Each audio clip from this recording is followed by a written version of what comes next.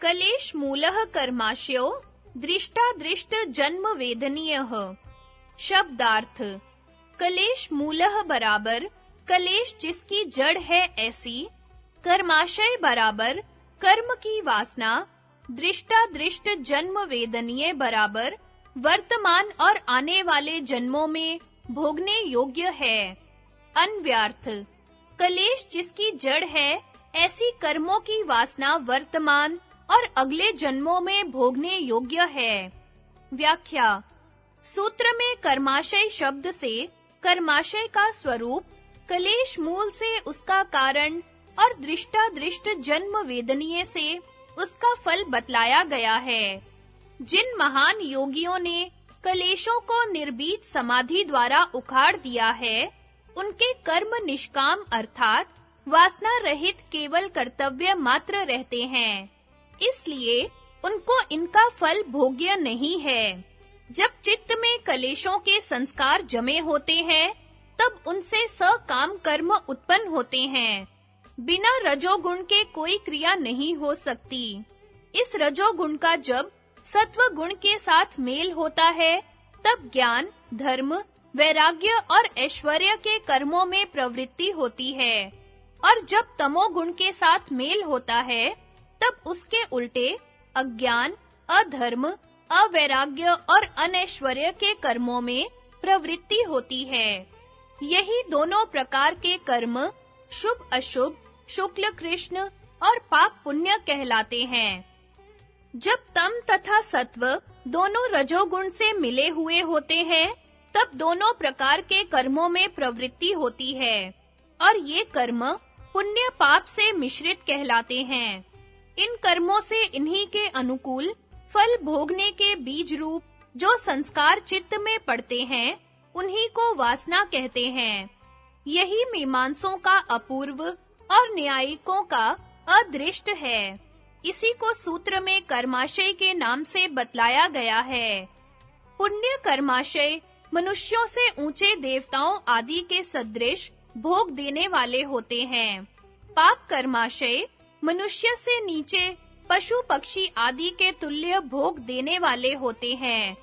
पाप और पुण्य मिश्रित कर्माशय मनुष्यों के समान भोग फल देने वाले होते हैं। ऊपर 3 श्रेणियों में बतलाए हुए कर्मों में केवल शरीर अथवा इंद्रियां कारण नहीं होती, वास्तविक कारण उनमें मनोवृत्ति होती है। इस हेतु वह मनोवृत्ति ही वास्तविक कर्म है, जिसकी प्रेरणा से शरीर तथा इंद्रियों में क्रिया होती है। उसी से वासनाओं के संस्कार पड़ते हैं। ये मनोवृत्तियां अनंत हैं और इनसे उत्पन्न हुए कर्माशय अथवा फल भोग के संस्कार भी अनंत हैं। इस प्रकार मनोवृत्ति रूप कर्मों से वासनाएं और वासनाओं से कर्म उत्पन्न होते रहते हैं। यह क्रम बराबर चलता रहता है जब तक कि उनके प्रतिपक्षी या उनसे बलवान कर्म उनको दबा न दे। कुछ कर्माशय वर्तमान जन्म में, कुछ अगले जन्म में और कुछ दोनों जन्मों में फल देते हैं। इसको विस्तार पूर्वक अगले सूत्र में बतलाया जाएगा।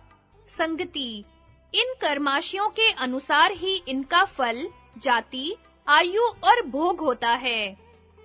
सति मूले तद्विपाको जात्य आयुर्भोगाः।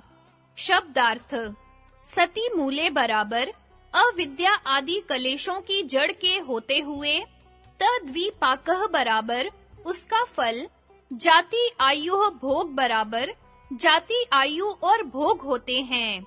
अन्व्यार्थ: अविद्या आदि कलेशों की जड़ के होते हुए उसका फल जाति, आयु और भोग होता है। व्याख्या: मनुष्य, पशु, देव आदि जाति कहलाती है।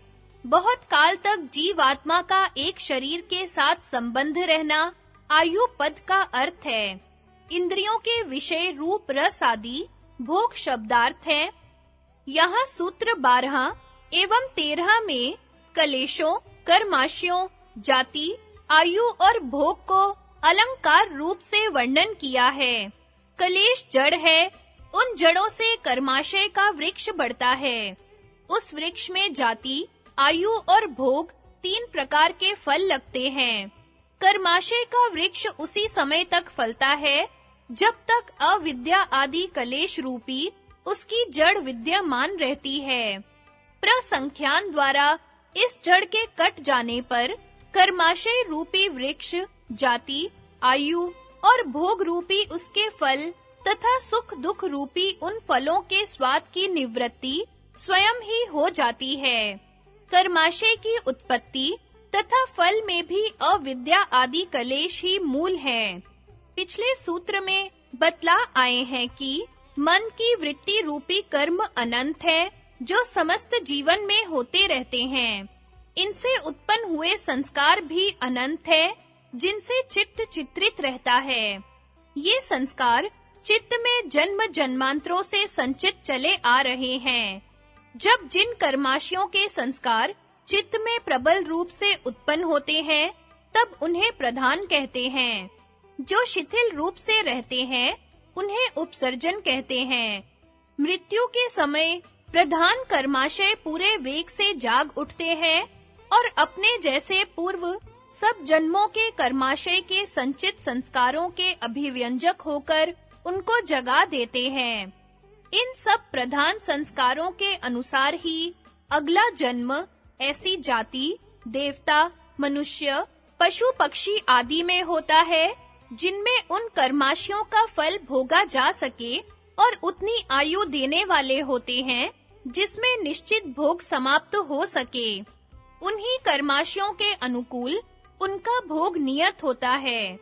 इस प्रधान कर्माशय से जो अगला जन्म, आयु तथा भोग नियत हो गया है, उसको नियत विपाक कहते हैं। उपसर्जन कर्माशय जो अगले जन्मों में भोग्य है पर अभी उनका फल नियत नहीं हुआ है, उन्हें अनियत विपाक कहते हैं। इन्हीं को सूत्र 12 में अदृष्ट जन्म वेदनीय कहा है।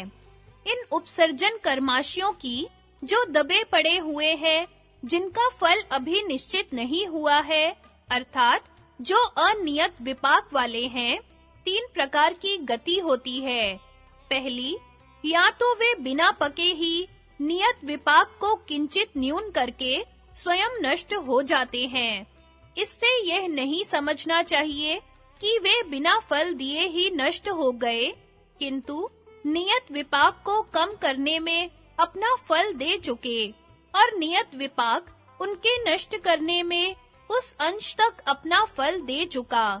दूसरा, या वे नियत विपाक के साथ हो जाते हैं और समय-समय पर अवसर पाकर अपना फल देते रहते हैं।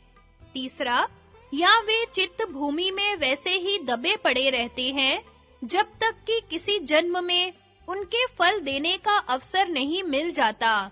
जब कभी उनके जागने वाले कर्माशय प्रधान होते हैं, तो वे उस अभिव्यंजक को पाकर अपना फल देने के लिए जाग उठते हैं।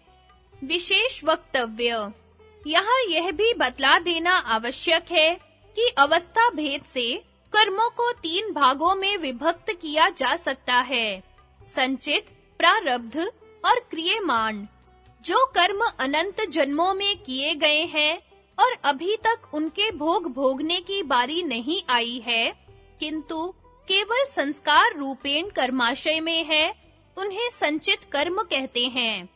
कर्माशय में भरे हुए अनंत कर्मों में से जिन थोड़े से कर्मों ने शरीर रूपी फल की उत्पत्ति कर दी है, अर्थात जिनका फल इस जन्म में हो रहा है, उनको प्रारब्ध कर्म कहते हैं। जिन नवीन कर्मों को संग्रह किया जाता है, अर्थात नवीन इच्छा से जो नवीन कर्म, नवीन संस्कार उत्पन्न करते जाते हैं, वह क्रियमाण कहलाते हैं। सूत्र की व्याख्या में संचित कर्मों के संस्कारों को उपसर्जन कर्माशय, अनियत विपाक, अदृष्ट जन्म वेदनीय कहा गया है और प्रारब्ध कर्मों के संस्कारों को प्रधान कर्माशय, नियत विपाक, दृष्ट जन्म वेदनीय बतलाया गया है।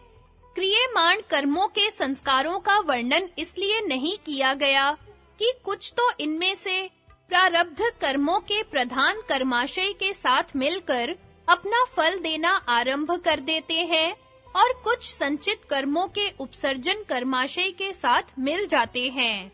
शंका: संसार की उत्पत्ति पुरुष को आत्मस्थिति कराने के लिए होती है। पशुओं आदि नीच योनियों से मनुष्य योनि में आना और मनुष्य से मनुष्य अथवा देव योनियों में जाना तो संभव है, परंतु मनुष्य से नीच पशु आदि योनियों में जाना विकासवाद के विरुद्ध है और इसके मानने में ईश्वर के सर्वशक्तिमत्ता, सर्वज्ञता, दया, न्याय और कल्याणकारिता आदि गुणों में भी दोष आता है। समाधान: सामान्यतः तो मनुष्यों का जन्म मनुष्यों में ही अथवा उससे ऊंची योनियों में ही होता है। पशु पक्षी आदि नीच योनियों में विशेष अवस्था में उनको अपने कल्याणार्थी जाना होता है। ऊपर व्याख्या में बतलाया गया है कि मनोवृत्तियां अनंत हैं। ये मनोवृत्तियां जब हिंसा, विषय भोग, मक्कारी, झूठ, अपवित्रता, देश तथा धर्मद्रोह आदि दोषों से मिलकर होती है, तब वे मनुष्यत्व से नीची हैं। ये वृत्तियां नाना प्रकार के दोषों, काम, क्रोध, लोभ, मोह, भय आदि के न्यूनाधिक्य और तीनों गुणों के परिणाम के भेद से इतने प्रकार की है, जितने प्रकार के पशु, पक्षी, कीट, पतंग, जलचर आदि। पशु आदिकों की स्वाभाविक वृत्तियों और मनुष्य की इस प्रकार की मनोवृत्तियों में कुछ अंतर नहीं रहता। जिस अवस्था में मनुष्य में इस प्रकार की मनोवृत्तियां उदय होती है, तो वह सूक्ष्म शरीर से उन्हीं योनियों में होता है। यद्यपि स्थूल शरीर मनुष्य जैसा रहता है। उदाहरणार्थ, हिंसक योनि में जाना बतलाते हैं, उसी से अन्य प्रकार की योनि में जाना समझ लेना चाहिए। हिंसा और मांस भक्षण आदि क्रूरता का स्वभाव मनुष्यत्व के विपरीत धर्म है। हिंसकों के संसर्ग से जब किसी में यह दोष उत्पन्न हो जाए और किसी कारण से दूर या कम न हो, बल्कि इसमें प्रवृत्ति बराबर बढ़ती जाए, तो उसका स्वभाव क्रूर और हिंसक हो जाएगा, क्योंकि कर्मों से संस्कार और संस्कारों से कर्म बनते रहते हैं। यदि यह क्रम बिना किसी रुकावट के चलता रहे, तो एक सीमा पर पहुंचकर उसका सूक्ष्म शरीर उसकी अन्य मनोवृत्तियों की विशेषताओं को सम्मिलित करके उस हिंसक पशु विशेष जैसा हो जाता है, जिसमें इस प्रकार की हिंसा के अंतर्गत सर्वगुण होते हैं। ऐसे क्रूर और हिंसक मनुष्य के मुख पर क्रूरता और खूंखारी टपकने लगती है। इससे यह प्रतीत होने लगता है कि उसका स्थूल शरीर सूक्ष्म शरीर के आकार में परिणत होना आरंभ हो गया है। स्वभावतः जहाँ कहीं भी वह मनुष्य जाएगा, शिकार, हिंसा, मांस भक्षण आदि के साधन और सामग्री को चाहेगा। जब शरीर को छोड़ने का समय आएगा, तो यही हिंसा से संबंध रखने वाले कर्माशय प्रधान रूप से जागेंगे और उसकी सारी मनोवृत्तियों के अनुसार वैसी ही किसी हिंसक योनि में उसका अगला जन्म होगा और वैसी ही आयु तथा भोग होगा। जैसी कि कहावत है, अंत समय जो मति सो गति, तथा गीता और उपनिषद में भी ऐसा ही बतलाया गया है। यथा